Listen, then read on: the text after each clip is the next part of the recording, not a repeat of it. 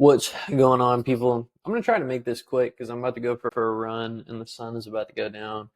But I wanted to hop on here and I'm going to, I don't know, I'm gonna try to pick a clever title for this, right? But the reason I'm making this video is a minute ago I realized I never make videos whenever I'm upset, right?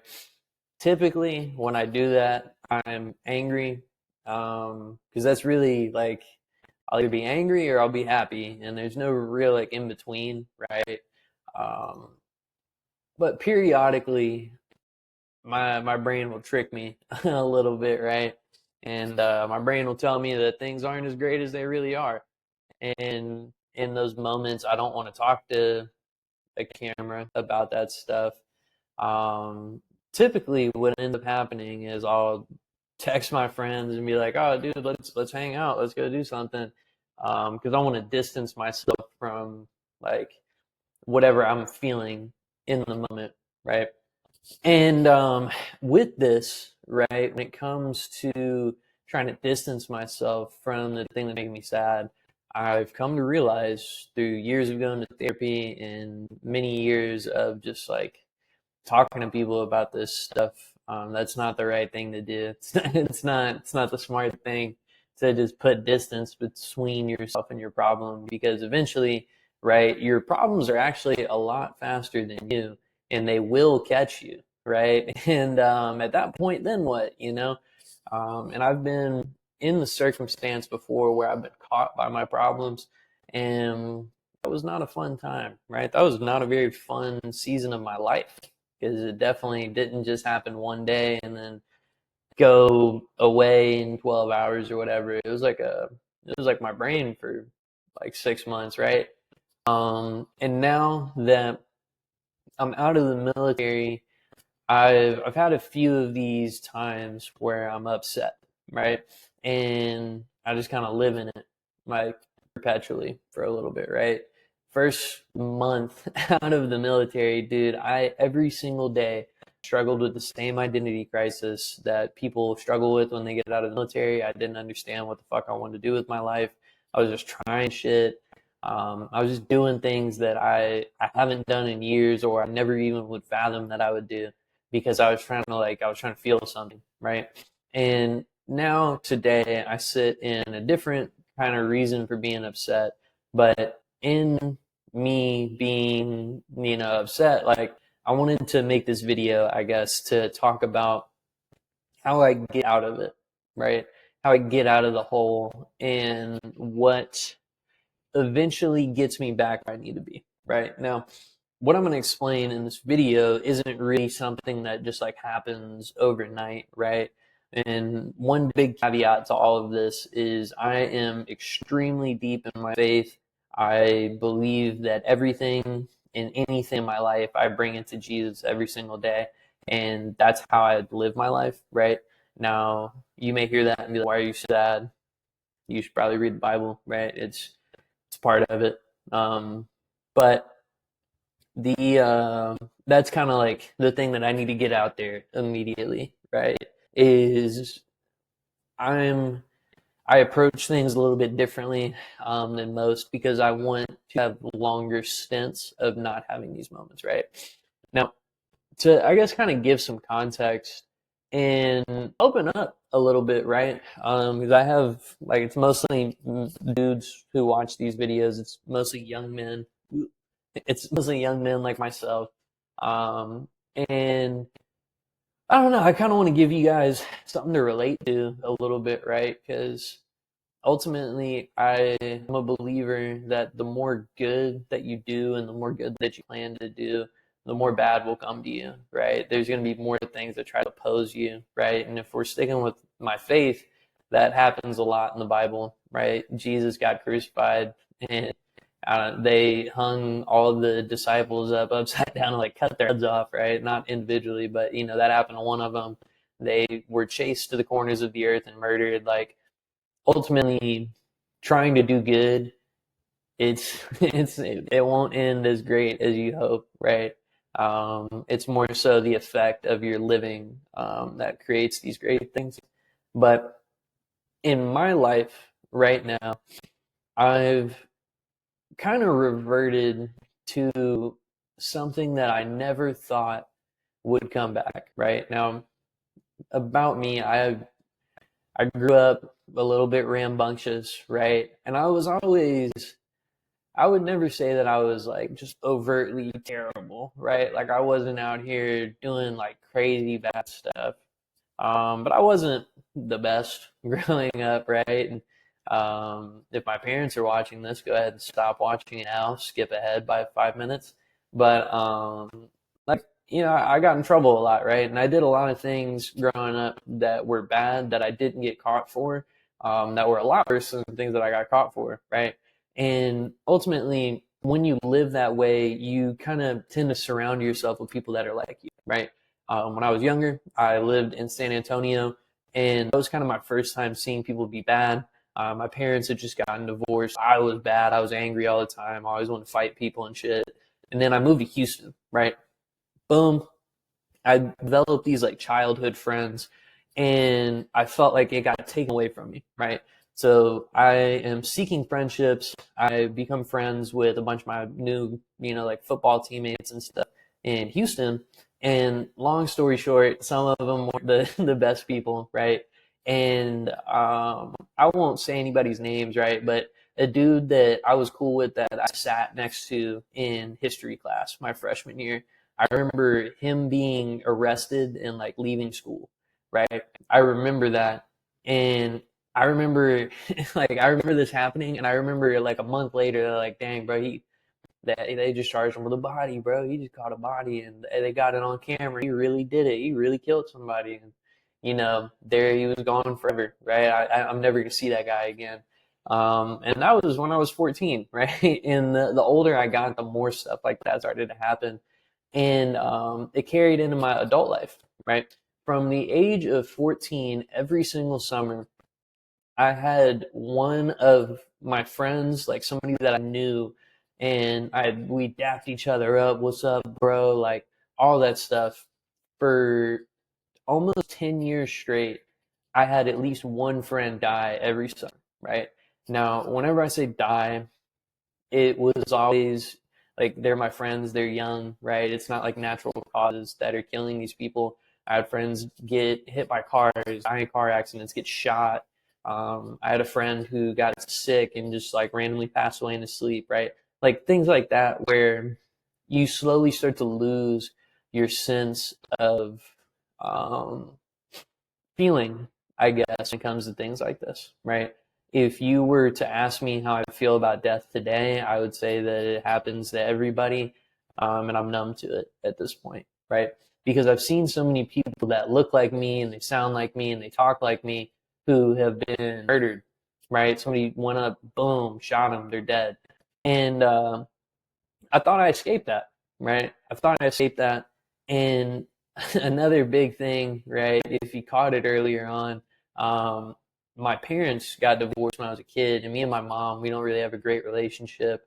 And that's kind of developed some very strong trust issues in my heart, right? And this is a big reason why I went to therapy as a younger man, because I had no logical reason to ever trust a girl, right? Because if I were to go and look at what's considered to be the most important like female relationship in your life with your mom, mine didn't go good, right? And not only did mine not go good, like it was continuing to not go good, and I was continuing to not be treated well in this relationship, right, for quite some time.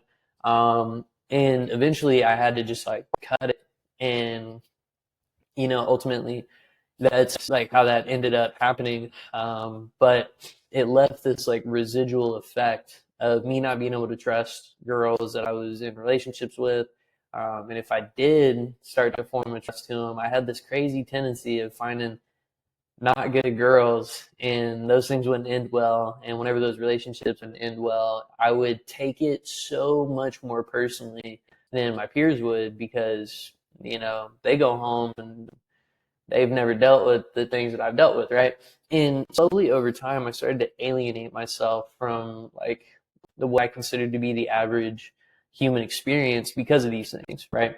Every year, one of my friends dies. every year I have a relationship. I trust a girl, and I open up and treat them nice, and then they do something crazy and switch on me. And I've lived this life of like loss since I was 14, but I mean even since I was like 10. If you think about the stuff with my mom, like I've lived a good chunk of my life this way, and I thought I escaped it. Right, this summer was genuinely the most happy I've been in years, many, many years, because I committed to doing online money again. I was hanging out with my friends all the time. We're taking trips, we're traveling, we're having fun, we're scaling a business, we're doing all these things that like I dreamed of doing when I was in the military, when I was a kid. I dreamed of being able to live the life that I live right now, right? And sometimes whenever I make these videos, I say things, and I almost feel like they come across as like egotistical. But sometimes I have to like say what's happening in my life for me to remember it, right? And I disguise it as confidence, but it's really like being dumbfounded, right? It's disbelief in what's happening around me. Because ultimately, if I were to trace my steps backwards, when I was 18, I had just joined the military. And when this happened, I think like two or three of my friends got killed 3 months after I've been separated from everything. I have no control over what's going on anymore, and I can't go get back for them, right? I can't go do something about what just happened to them. Um, like you think about the mindset that you're in when this stuff is happening. Like I'm crushed, right? I'm crushed constantly. And I felt alienated in this, right? Because I just don't, I didn't have the same experience as everybody else. And I feel like I lost my train of thought here. So if I'm off topic, I'm going to get right back to it. This summer is the first time I ever didn't have that, right? I didn't have it. None of my friends died. And, like things were cool in terms of, or like a relationship type of thing that was going on. And I was happy. I was super happy. I was the happiest I've ever been, right? And then recently, within the last month, all of it went back to what it's been in the past, right? And what I mean by that is this relationship that I was happy with went away, right? It's gone. It's gone forever, right? And it went away the same way they all have before. It's so uncanny how this happens, but went away the same way they all have before. I have the most vicious trust issues in the world again. And I'm at the point of just thinking like, damn, dude, I should be a monk or something. Like, I don't know. But this happens, and whatever, dude. Like, I'm young, as the kids would say, I'm having motion. I can go outside and I can talk to a girl and I can get over it, right? But as this happens, my buddy calls me one day. He says, "Yo, bro, did you hear what happened to so and so?" And I said, "No." And my stomach dropped because I knew what he was about to tell me. I knew exactly what he was about to say. He said, "Do you hear what happened to so and so?" I said, "Oh, bro." He said, "Damn, bro, they're posting and saying like, bro, I hope you pull through. I hope you make it, blah, blah, blah." And this is a kid that we grew up with. This is a kid that I went to high school with him and I saw him every single day. We played football together. Like, we were bros, man. It's the kid that I was friends with. And I'm trying to figure it out. I'm trying to piece it together. And then I figure out somebody shot him in his chest. Now he's on life support, fighting for his life. I'm like, damn, man, what the hell? What the fuck? What is this? And the one thing that I always said will, and this is going to sound bad, but the one thing that'll push me over the edge to do something that, like, I shouldn't do is if something happens to my family, right? And ultimately, right after I hear that my buddy got shot, I get the news that my grandma has a stroke, right? And this is maybe 2 or 3 weeks ago. I hear that my grandma has a stroke, and I love my grandma so much. She is like one of the greatest women to ever live to me, right? And when this happens, like I lose it. It slipped, right? The moniker, the persona, the thing that you guys have seen, if you know me personally, like the quietness, like all that stuff, it intensified, right? Everything, the sliders turned to the right in a bad way, right? And I didn't know what was going on with that. I hear, something miraculous happens basically.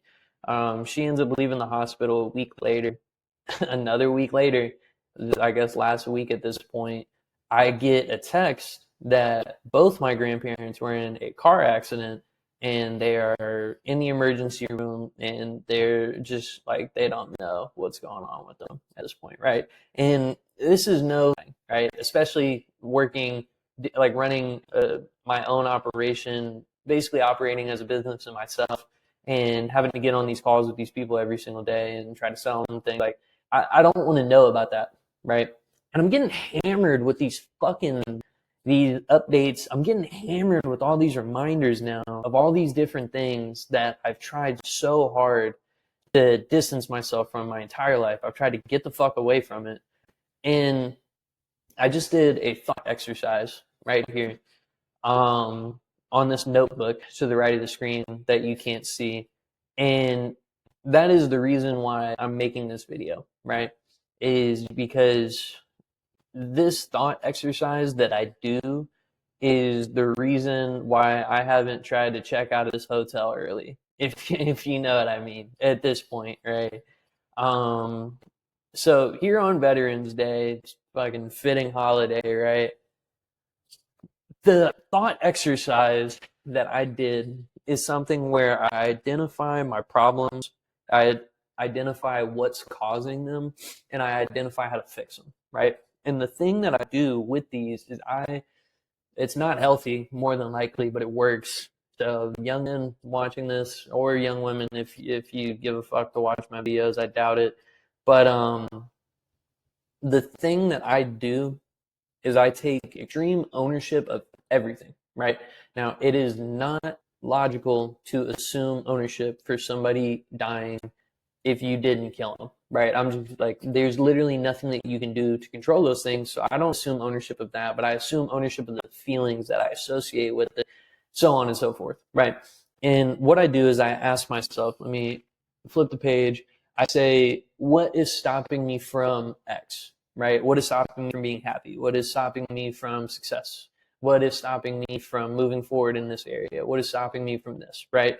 And I ask myself these questions and I list out my answers, right? So I don't know, essentially, right, I'm not going to read off all the things that are stopping me from what I want right now, but the number one thing at the top of the paper every single time is myself. I'm the person who has stopped me from whatever desired outcome, right? That is the only thing that is unanimous across every time I do this thought exercise. What is the only reason why this thing is not what it needs to be? It's myself, right? Then I ask myself again, how do I fix this, right? First answer, pray. Every single time, pray, bring it to God is the first thing that I tell myself to do. And I do it, right? I do it a lot. I do it consistently, and it pays off, right? In the long run, it pays dividends. Then I list out everything else. I list out everything else that I do, everything else that I need to do, the mindset shifts that need to happen. I list it all out and I say, this is what needs to change. This is how I need to change. And this is why I need to change in some circumstances, right? And then I end every one of them with this idea. It says, clear the mind at the bottom of the page, right?